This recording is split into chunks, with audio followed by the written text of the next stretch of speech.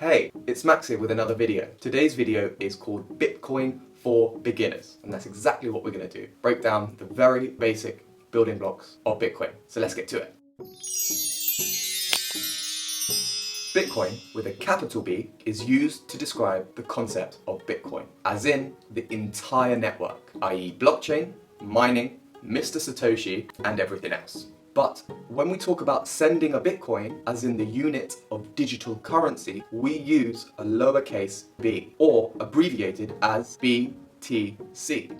In order to create a Bitcoin, you must use computer hardware and software. Together, they combine to do mathematical calculations. Bitcoin was invented around the 30th of October 2008 and launched in 2009 by the notorious yet mysterious Satoshi Nakamoto, who was likely a cryptographer, but no one really knows his identity.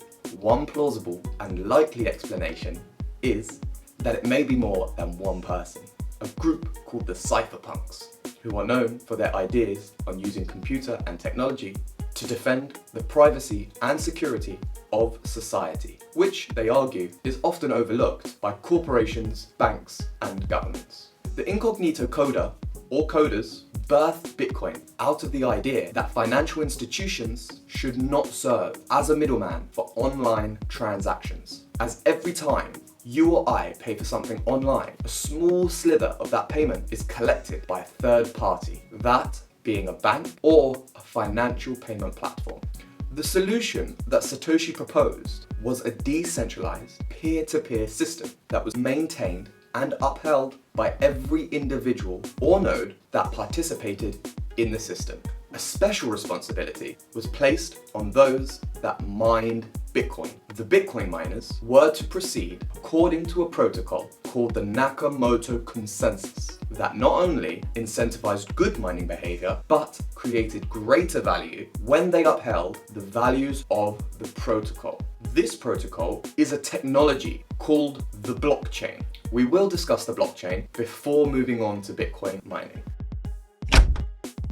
Blockchain technology is described as a distributed, decentralized database network system in which all parties have entire records of transactions ever made within the system, meaning that it's transparent. In layman's terms, the database structure is built in a way that everyone who's a part of it can cross-reference every transaction to qualify its authenticity, thus upholding the value of the system within each record of every transaction. Furthermore, recorded transactions are immutable, meaning that once a transaction is complete and has been recorded, it cannot be changed or manipulated. This means the authenticity is kept, and the system upholds its credibility. Blockchain technology has been compared to a distributed ledger in the sense that it keeps and holds onto a list of all transactions.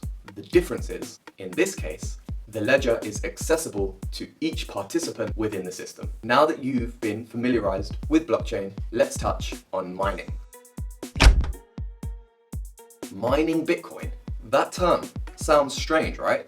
If we consider commodities such as gold, oil, or copper, we can vaguely picture what's involved in the process. But how can one mine a Bitcoin? Well, it's done by computer hardware and software, which uses a proof of work algorithm called SHA-256. SHA standing for Secure Hash Algorithm, and 256 stands for the number of bits that are hashed to create potentially correct proofs to create a block. That block being a part of the blockchain. And within one particular block, there are 6.25 Bitcoins. When someone owns a Bitcoin, they own the encrypted key in order to have access to a certain amount in the system that is mined by Bitcoin miners. Essentially, the Bitcoin exists in the network, of which you have access to through an encrypted key, meaning you own access to the network for a specific amount of Bitcoin that has been mined. It is estimated the last Bitcoin will be mined around the year 2140, which is 119 years from now. An interesting fact, Bitcoin is finite. There will never be more than 21 million Bitcoins. The last thing to add is one of Bitcoin's biggest achievements that is sometimes overlooked, and that's the solution to the double spend problem.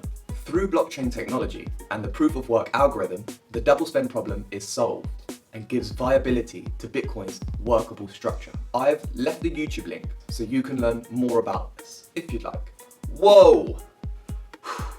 That's a fair amount of information for one to digest. So for now, we'll leave it there. But be sure to check out my other videos and feel free to like and subscribe to my channel. Peace out.